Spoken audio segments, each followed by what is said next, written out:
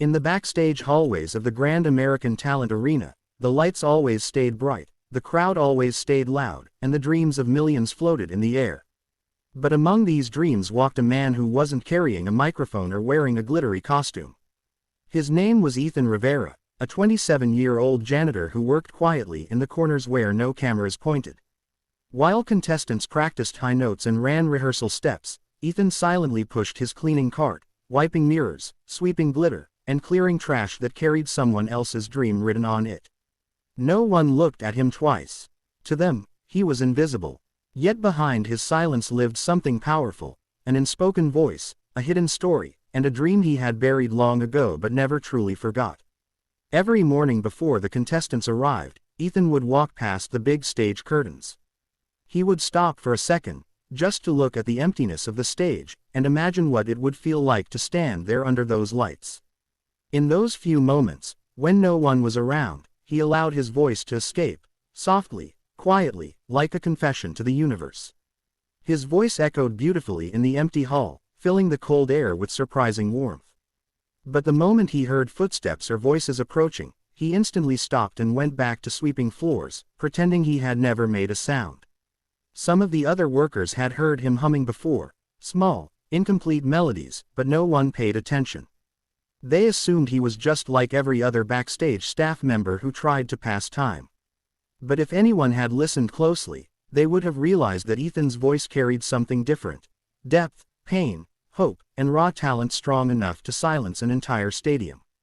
But no one listened. No one ever did. Ethan lived alone in a small rented room near the city bus station. Life had not been kind to him. His mother had been a singer once, performing in tiny cafes and bars before illness took away her voice and eventually her life. Ethan had grown up believing that singing was a gift, a blessing, something meant to be shared. But after losing her, he felt singing was a reminder of everything he no longer had. He stopped chasing dreams and took whatever jobs he could find: dishwashing, lifting boxes, and eventually janitorial work. Singing became something he did only when no one was watching. But destiny doesn't knock loudly, it whispers. One late afternoon, as Ethan cleaned near the rehearsal area, he heard a contestant crying. Her performance had gone badly, and her voice shook with disappointment. She left the room in tears, leaving behind sheet music scattered across the floor. Ethan quietly gathered the papers, and without realizing, he began to sing the song written on the top page. His voice rose softly, then grew stronger, filling the room like a wave of emotion. What he didn't know was that someone else was standing at the door listening. Judge Madison Hale, one of the toughest and most respected judges on the show, had come backstage to check on contestants. She froze when she heard the voice, rich, emotional, almost heartbreaking. She followed the sound and found Ethan, wearing his cleaning uniform, holding the sheet music, completely unaware of her presence. She didn't move, afraid to interrupt. For the first time in years, someone was truly listening to him. When he finished, Madison stepped forward slowly. Ethan turned instantly, fear on his face, dropping the papers and stumbling backward as if he had been caught doing something wrong. But Madison's expression wasn't harsh. It was stunned, deeply moved. "Why," she whispered, "are you cleaning floors, when you were born to be on that stage?"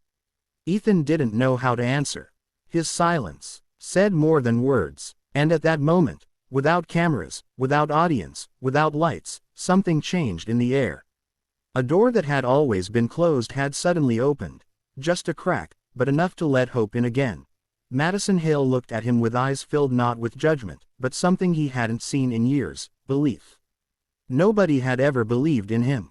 Not his old teachers, not the people at his previous jobs, not even himself. He took a small step back, gripping the handle of his cleaning cart as if it were a shield. I'm just doing my job," he whispered, trying to hide the fear and confusion rising inside him. Madison stepped closer, slowly, carefully, like someone approaching a scared bird.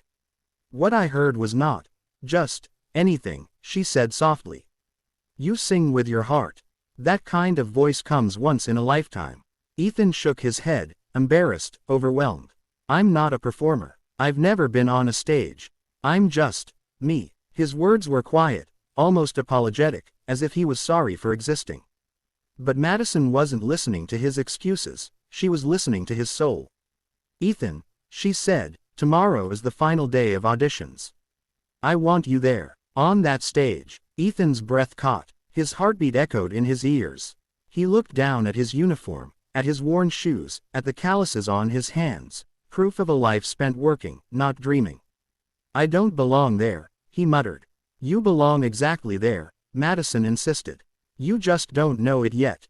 When she left, Ethan felt the weight of her words settle deep inside him, stirring feelings he thought had died long ago. All night, he couldn't sleep. He kept repeating the moment in his mind, her expression, her voice, her belief. But doubt whispered louder. "You'll embarrass yourself. What if you fail? You're not good enough." By dawn, Ethan was standing at his small bathroom sink, staring at his reflection. Dark circles under his eyes, exhaustion carved into his face, a uniform that still smelled faintly of cleaning chemicals. He didn't look like someone who belonged on stage. He looked like someone who blended into the background. Yet something pushed him, a memory, his mother's voice. She once said, "If you sing with truth, people will feel it. Even if you think they're not listening." Ethan took a deep breath, grabbed the cleanest shirt he owned, and stepped out of the room. By the time he reached the arena, the line for auditions was long. Hundreds of people dressed to impress, holding instruments, vocal warm-ups echoing everywhere. Ethan felt small. He felt stupid. He felt like turning around. But then he heard Madison calling his name. She was standing near the registration table, waving him forward. Contestants turned around, confused. Who was this man in a plain shirt, nervous, looking like he didn't belong? Why was a judge calling him? Ethan avoided their eyes, but Madison placed a reassuring hand on his shoulder. "You're doing this," she said. "Trust me." Inside the waiting area, Ethan felt the pressure growing. A young boy with a guitar practiced loudly. A girl in a sparkling dress rehearsed her routine. Ethan had nothing. No costume, no props, no training. Just a voice he wasn't even sure was good enough. When his name was called, his legs nearly gave out. He walked toward the stage entrance, each step heavier than the last. The curtains towered in front of him like walls guarding a world he had never belonged to. Behind him, a crew member whispered, "You're up next." His heart pounded, his palms sweated, his throat felt dry. Then the curtains opened. The bright lights blinded him at first. The judge's table looked far away. The audience, thousands of faces, was a blur. A murmur rippled through the crowd. Some recognized him as the janitor. Ethan swallowed hard. One of the judges leaned forward. "Name?" He hesitated. Ethan Rivera." "And what will you be doing for us today?" He took a shaky breath. I'll sing." There was silence. A pause that felt like forever. Then the music cue began. And Ethan, with fear in his bones but fire in his soul, opened his mouth, letting the first note escape into the bright, unforgiving air of the biggest stage of his life. The first note left Ethan's lips like a trembling secret breaking free after years of being locked away. It floated into the air, soft and fragile at first, but as he continued, something shifted. His voice grew steadier, richer, more powerful, like it had been waiting all along for this exact moment. The audience, who seconds earlier had been whispering about the janitor on stage, fell completely silent. Even the smallest rustle disappeared. It was as if the entire arena held its breath. Ethan didn't see them anymore. The lights blurred, the judges faded, the world around him dissolved. All he felt was the song. Every word filled with the places he had slept alone, every note shaped by the pain of losing his mother, every breath carrying the weight of dreams he had once believed were too far to reach. His voice trembled with vulnerability, but rose with strength, each line painting a story no one had ever heard from him before. Madison Hale watched with tears gathering in her eyes. She had heard thousands of voices in her career, but nothing like this, nothing so raw, so honest, so painfully beautiful. She leaned forward, hands clasped, whispering to no one, "This is why we do this show. This is it, right here." In the second row, a group of contestants who had earlier rolled their eyes at him were now staring wide-eyed, stunned into silence. Even the backstage crew had stopped working, drawn like magnets to the sound pouring through the arena. As the song reached its highest note, Ethan's voice cracked, but not from weakness. It cracked from emotion, from truth, from every unspoken word he had carried alone his whole life. And instead of breaking the moment, it made it unforgettable. That single crack felt like his heart opening in front of the world, inviting them to see the man they had never noticed before. When the final note drifted out and faded into the vast arena, the silence that followed was so deep it felt unreal. Ethan stood there, chest rising and falling, hands shaking, unsure if he had done well or ruined everything. For a terrifying moment, no one moved. Then the entire audience erupted. The hall exploded into applause so loud, so powerful, that Ethan physically stepped back from the force of it. People stood up one by one, clapping above their heads, cheering, screaming his name. A wave of standing ovations swept through the arena like a storm. Ethan stared in disbelief. He couldn't even process it.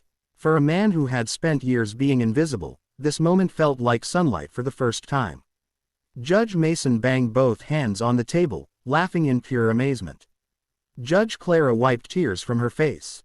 And Madison Hale, she simply stood up, her eyes locked on Ethan, clapping slowly, emotionally, like someone watching a miracle unfold. When the applause finally softened enough for her to speak, Madison pressed the golden buzzer button with both hands. A burst of golden confetti rained down from the ceiling like a shimmering storm, swirling around Ethan in waves of light. The audience screamed even louder, the music rose triumphantly, and Ethan covered his mouth with his hands, overwhelmed to the point where his knees nearly buckled. He had seen contestants receive golden buzzers 1,000 times from backstage, sweeping up the confetti after each show.